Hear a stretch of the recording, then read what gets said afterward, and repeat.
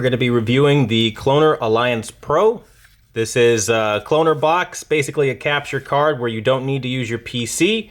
And the folks over at Cloner Alliance sent it over, but don't worry, I won't be shilling. They wanted a brutally honest review, so we're going to give them one. So smack like on this video, because I'm going to be going over what this device can and cannot do. Okay, so as you guys see, when we look at it, you have a source button, snapshot button, the record and stop button on this side. Then we flip it over, and as you guys can clearly see, we have our storage to the right. We have a mic in on the right. We have line out and line in. Then we flip it over again. You see a 2PC. You see a HDMI out, an MMI in, and then you see the in for the HDMI along with the power adapter. Very straightforward, pretty simple. Not a whole lot here, right? And it comes with basically every cable you can need. So right here, as you guys can clearly see, we have this like amalgamation of different cables, right? And so whether you need composite, component, or even a VGA, as you guys can see right here, it's all there and it comes with the product. Very nice touch. All right, and then you have your micro USB. You don't really have to run out and buy that either. So if you needed one, you got that. Oh, but let's say you needed an HDMI cable. They've got that as well. So again, I love when products give you everything you need and not making you run out and buy extra things like the cables. It's a simple touch, but it's a nice one. Your power adapter is here. You've got some literature right here at the bottom, right? We'll open that up. And it has a guy talking about need help. They show you how to hook it up to various different sources. It's basically a quick start guide to help you out and help you get going and get started, right? Okay, so then we look at the remote. I'm gonna go ahead and open up the remote here, right? All right, so now we take a look at the remote. And the remote has a couple different things going on here. You have your sources at the top, but what I love is this little snapshot button. You have the ability to take snapshots of media content along with recording. That's going to be extremely valuable to a guy like me that always does TV comparisons and things like that. And then you have your aspect ratios and things like that in the middle area here. You've got basically record, stop, and the rest is a basic remote from playback buttons to all the other options. So as you guys can clearly see, very simple stuff here. You can even change your resolution from 720 to 1080p, and then even a PC resolution option. So very straightforward here. Now, one of the really cool things about the remote on the Cloner Alliance Pro is that, as you see, it's got a little flat bottom here, and you can actually stand up your remote, allowing you to be more versatile than what you could be on a device that would have maybe just had you leave it on a headboard or something. So it's a little touch, but this is one of those nicer touches that just make the Cloner Alliance Pro a little bit nicer than, I guess, maybe some of the other options you may have from other brands.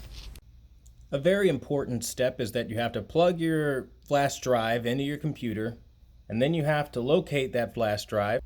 As you see here, I've got it at USB drive D. You're going to right click on your computer and then you're going to click Format. By default, it's at eFax. You want to go to NTFS. That's what you want to click, and everything else is going to be automatic. We then go to the bottom, we click Start, and the rest is all history. It'll give you that obvious warning that formatting will erase everything on the drive, but we don't really need to care right now. Then it'll say Format Complete, and you're good to go. Now, this is a step that a lot of people botch. Make sure you eject first. Don't just rip it out because you can possibly corrupt the drive by doing that. So just make sure you're ejecting your media instead of just pulling out your USB and going about your day. It may not be a problem for every single USB, but for some, it might corrupt the drive. Very important to note that. Then we locate our USB drive. It's very simple. It's on the side of the computer. As you guys see, I have mine plugged in. And that's pretty much it. It should have a blue light that's basically letting you know that it's working properly, and that's pretty much it. There's not a whole lot to do. Obviously, you plug everything in, you choose your device that you want to draw from, and then you put the in, and then you set the out. That's pretty much it with the HDMIs, but that's all very self-explanatory stuff. Power, again, very self-explanatory stuff. To record successfully, make sure that you're not ripping the USB out of the cloner. If you rip the USB out of the cloner before this blue light turns off, and stops flashing, when you are recording, you will corrupt a file. So make sure that this is powered off 100% before you remove your device. Otherwise, the file you just recorded will be corrupted. From there, it's crazy simple. All I did was hit record on the remote, and this light again will start flashing.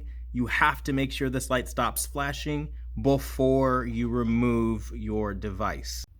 Once you've successfully dismounted your flash drive, you plug it into your computer, and then you basically just move the file where you want it. The video file should look something like this. It is going to be an MP4 file.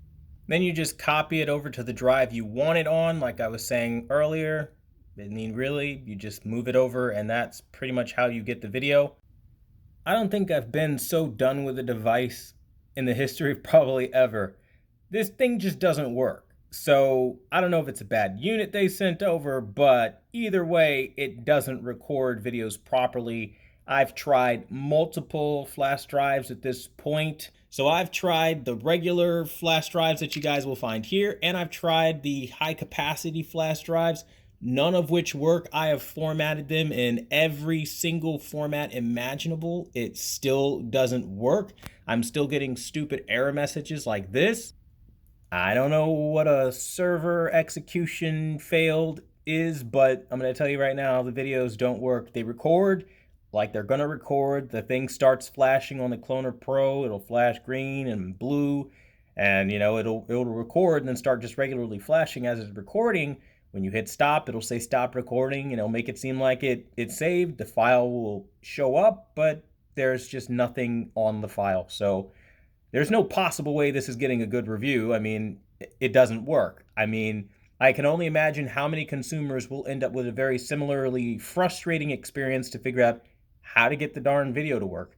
Now, I've reached out to the people at Cloner Pro to see if they can figure this out, but this is not ideal. This is not a good thing. You don't want to be sitting there trying to figure out what the heck happened. Where's your video?